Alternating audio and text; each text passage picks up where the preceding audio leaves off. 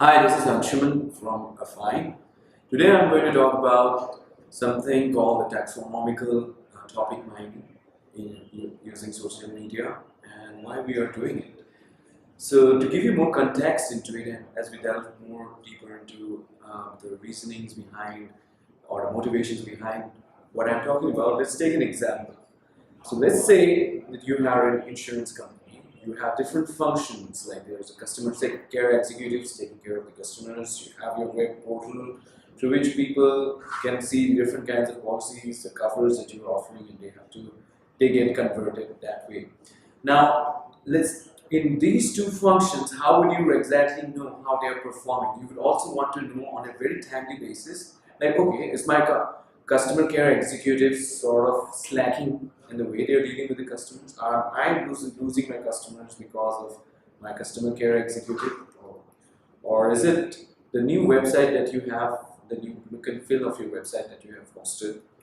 Are the people reacting to it favorably? Meaning to say, are they finding the new website, which you thought would be more intuitive, as intuitive?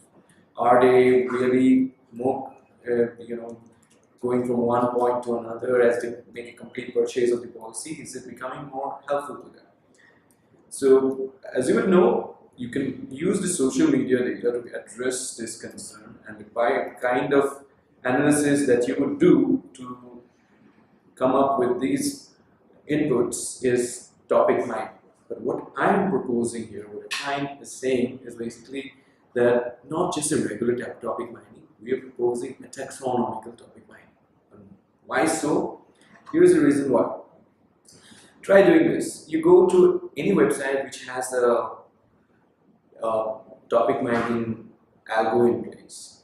Type a sentence. Type a sentence such as, okay, cricket is my favorite game and I'm particularly good at wicket keeping. More often than not, these unsupervised topic mining, what they do is they give you cricket.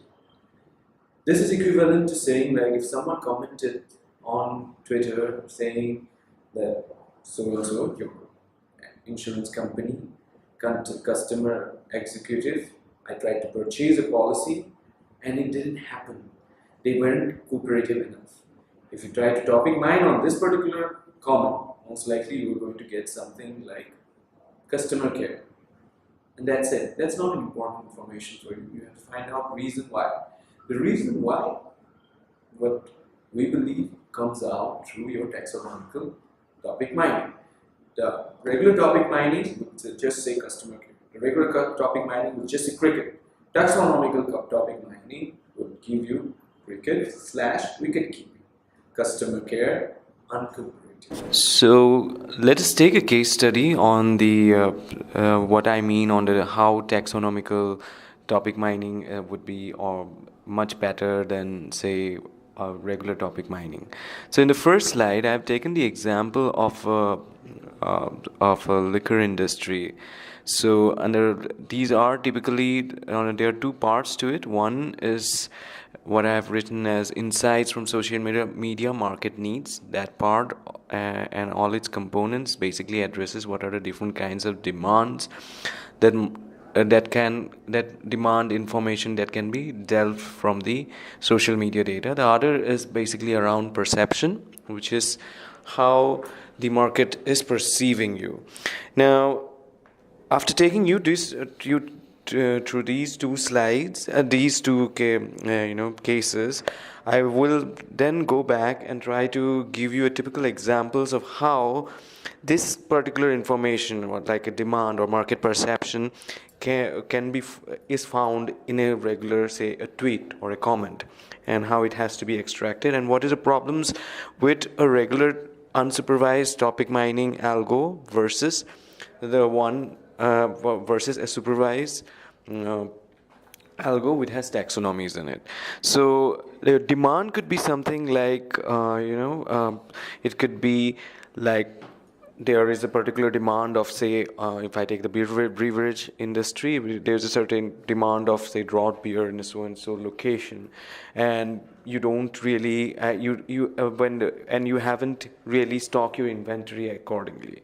So if this sort of an information that, okay, drought beer or something, that the comment could be something like, I prefer draught beer. Why is it that, or something like, why is it that there are no draught in here? And when I tag it to a particular location, I get to know about that the demand is really for a draught beer.